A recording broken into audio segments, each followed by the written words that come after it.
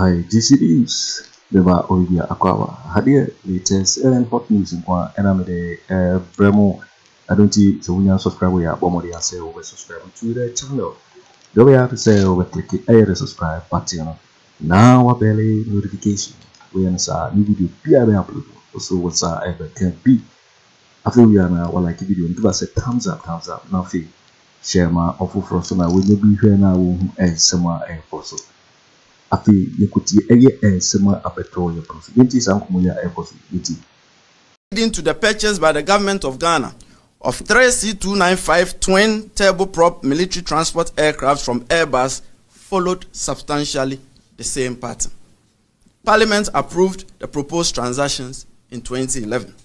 In accordance with the laws of Ghana, in the estimation of the OSP, there was nothing remarkable about the deal, and it certainly would not have found its way in the UK and US deferred prosecution agreements and made headlines around the world, but for the involvement of former President John Dramani Mahama and his younger brother of the full blood, Samuel Adam Foster, also known as Samuel Adam Mahama, and his associates, as recounted in the UK and US deferred prosecution agreements.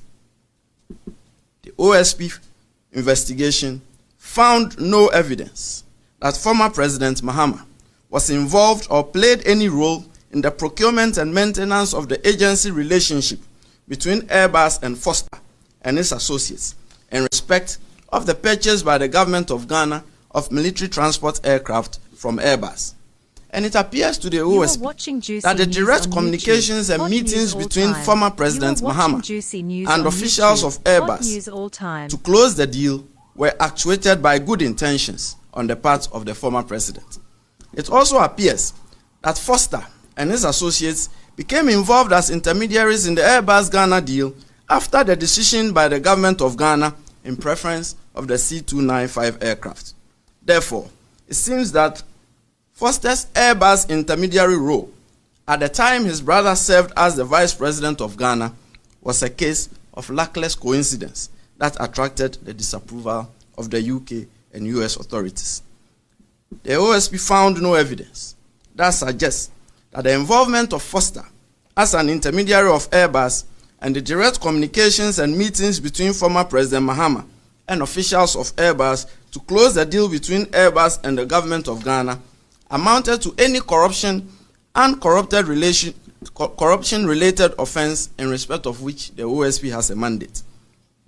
However, it ought reasonably to have occurred to former President Mahama and the government of Ghana that the familiar relationship between former President Mahama and Foster and the direct participation by former President Mahama in the communications and meetings with Airbus officials were bound to raise reasonable suspicions of improper conduct and dealings, notwithstanding any claims to good faith conduct and above-board dealings, especially in light of the fact that during the first Airbus campaign, former President Mahama was a chairman of the Armed Forces Council by reason of his position as a vice president, and therefore a very key decision maker. Such close proximity dealings by such elected high officials of the Republic and their kin and close associates on behalf of the Republic should neither be viewed favorably nor encouraged, as they give rise to reasonable suspicion of influence peddling and conflict of interest, never mind any intended good faith on the part of the vice president or the president. Then again, the direct participation of the president and the vice president on behalf of the Republic in commercial communications and meetings with commercial entities should not be encouraged either, as they expose these elected high officials to the specter of the slightest hint of perceived corruption that may attend international business transactions. The president and the vice president should be insulated from such direct commercial dealings. Somebody says, I have only 4 years, and that person has the opportunity for 8 years. A good leader in 4 years can do much more than a bad leader in 8 years.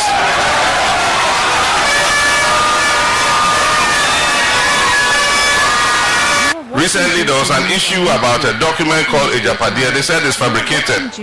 Launched our campaign on the 27th of July. That was last Saturday. And we immediately decided that we will fan out in different directions. As you know, Nana Jane is in Central Region and has started her campaign there. And I decided to come home to Upper East to come and start my campaign here. And I chose Boko.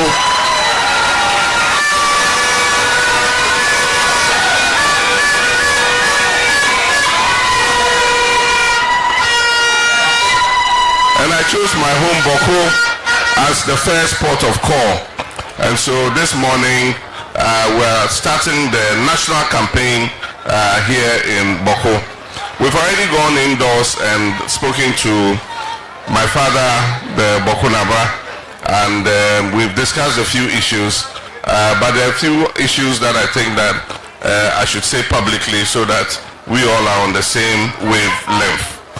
On 7th December, we have the opportunity to go and vote in both the presidential and parliamentary elections. That is the beauty of democracy. It gives us every 4 years the opportunity to make a change. And I do think that on 7th December, Ghanaians are going to vote for change. They're going to vote for change for several reasons. The first being that we need to send a signal both to the country and to the international community that we are not satisfied and happy with what is going on in Ghana. A vote for NPP again will be a vote for a third term for Nana Akufo-Addo. And it will send a signal to the rest of the world that we are happy, we are satisfied with what has gone on over the last 8 years. I've met several investors and all of them are saying they are waiting to see the results of the election before they come and invest their money here in Ghana. And so we should not make a mistake with this particular election. It is an election like no other. The stakes are the highest. It will determine the future of our country. The second is we need to hold this government accountable for the hardship, the crisis that they've subjected Ghana to, for the state capture that they have implemented in Ghana over the last 8 years. Buying every state property, buying all the government lands, amassing wealth to themselves. Recently there was an issue about a document called Agyapong. They said it's fabricated. But even if it's fabricated, the implementation is not fabricated. Because everything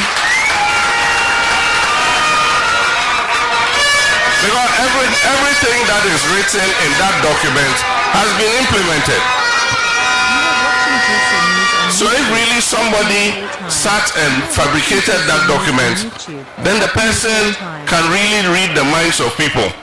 Because how they could have written that document and read the minds of Nana Akufo-Addo and his family, that this is what they were going to do, that person is a proper creative writer.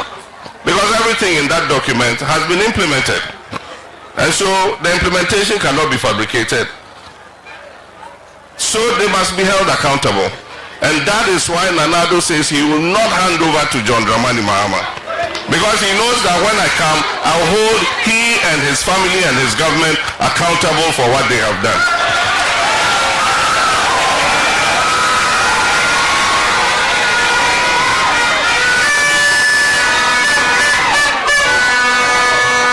And so they want their vice president to take over from them so that he can come and cover their backs.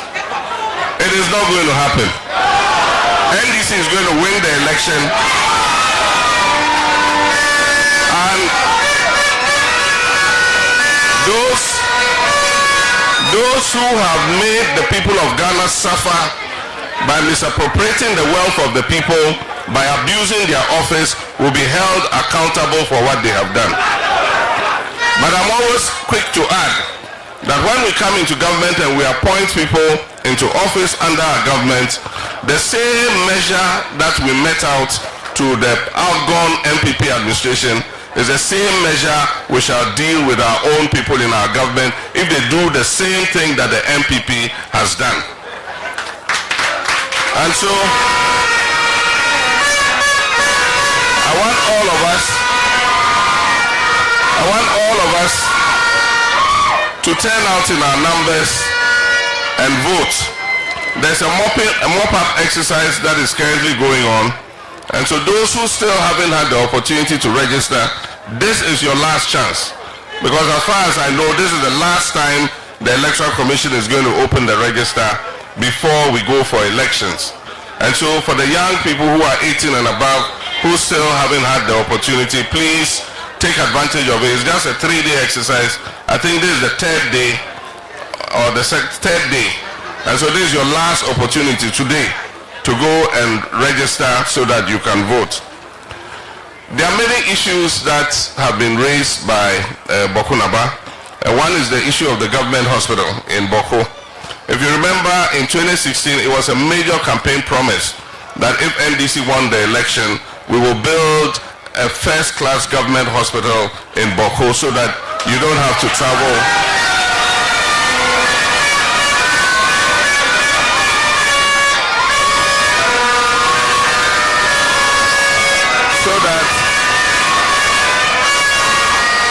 So that you don't have to travel to Bolga and to Tamale to seek medical care.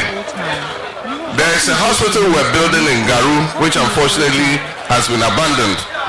I can assure the people of Garu that when we come, we'll continue and finish that hospital too, so that they can have access to modern healthcare facilities. There are many projects that we were working on that unfortunately have stalled. I remember I cut the sod for the start of the Bolga-Bawku-Pulmakon road sometime in 2015. We expected that that road would have been completed today. As of now, the contractor has left site and the road has been abandoned. I can assure you, and I assured my father Bawku Naba, that when we come, we'll tackle that road and finish it. We also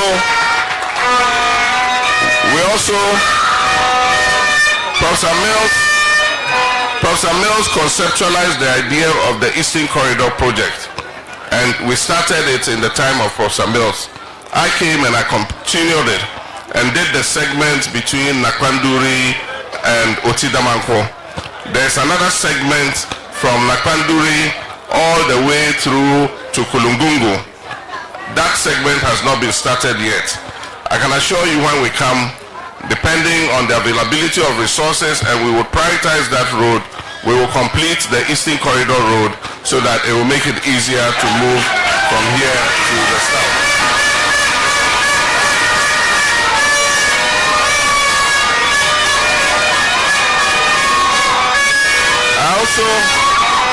I also cut sod to start the Tamni irrigation project, and we didn't complete before we left.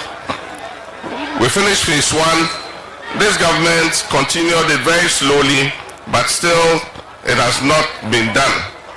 This project will bring about 3,000 hectares of land under irrigation so that our young people can do dry season gardening, they can do all year round gardening so that they don't have to go down south to look for menial jobs. And so when we come, we'll finish the Tamni irrigation project because we know it's going to benefit at least 4 districts in this area. All the young people will have the opportunity, who are interested in farming, will have the opportunity to be able to farm all the year round. And so Tamni is one thing that will finish.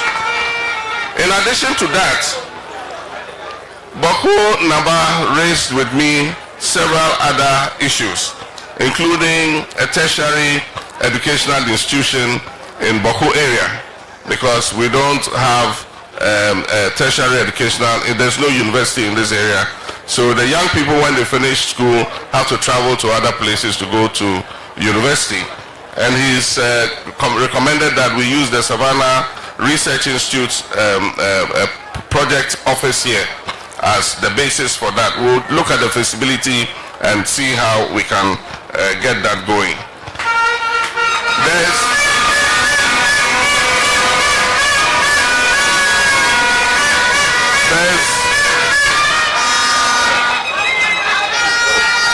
There are other programs. We intend to launch our manifesto this month, and there are several projects that are targeted at reducing unemployment. And one of them is the Farmer Service Centers. They're going to serve as the center for providing inputs and services to farmers. We're going to start with 50 of them, and they will be put in strategic locations so that all farmers will register. At the beginning of farming season, they'll give you the seeds, they'll give you fertilizer, they'll give you the inputs, they'll come and plow for you and do everything that you need. At the end of the harvest, when you harvest, you go back and pay the credit that you have been given, so that the next season they can come and do the same thing for you. And so the Farmer Service Centers are going to be a one-stop shop to assist our farmers to be able to increase production. The problem with our economy is that we're an import-dependent economy. Even things that we can produce ourselves, we're importing. And so we're importing rice, we're importing tomatoes from Burkina Faso, we're importing fish, we're importing vegetable cooking oil, and so many other things to the tune of almost $3 billion a year. The only way we can improve the lives of our people is to make sure that we produce as much as we can ourselves so that we can have enough food to eat and even export to make foreign currency come into our financial system. And so we're going to do that to turn this economy around, stabilize the economy, stabilize the cedi that is running away. It was 4 cedis in 2016. Today it is 16 cedis, and people are asking us to praise them for doing well. Inflation went up to 54%. Today it is above 20%, and they're saying we should say congratulations to them for doing well. That's why I say they are living in an illusion, because it doesn't look like they are living on this same planet or in this same country with us. They say people are not hungry, yet the statistics show that 8 million of our people went 24 hours without food because they could not afford to buy food. And so we must make a change, and the opportunity to make that change is 7th December 2024.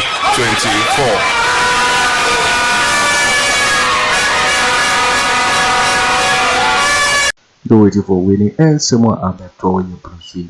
Because GCB so and our channel. So we can subscribe here for more than say we best subscribe to the channel. After you want like the video, no, the Kwaku Annan share my offer for so now when you be here now. Who and someone else will get a Mahama. Also waiting actually what we have for here. Somewhere now I will comment box in my next video. Thanks for watching. Like and share the video. You can also drop your comment. Please don't forget to subscribe. Click on the bell to turn on the notification.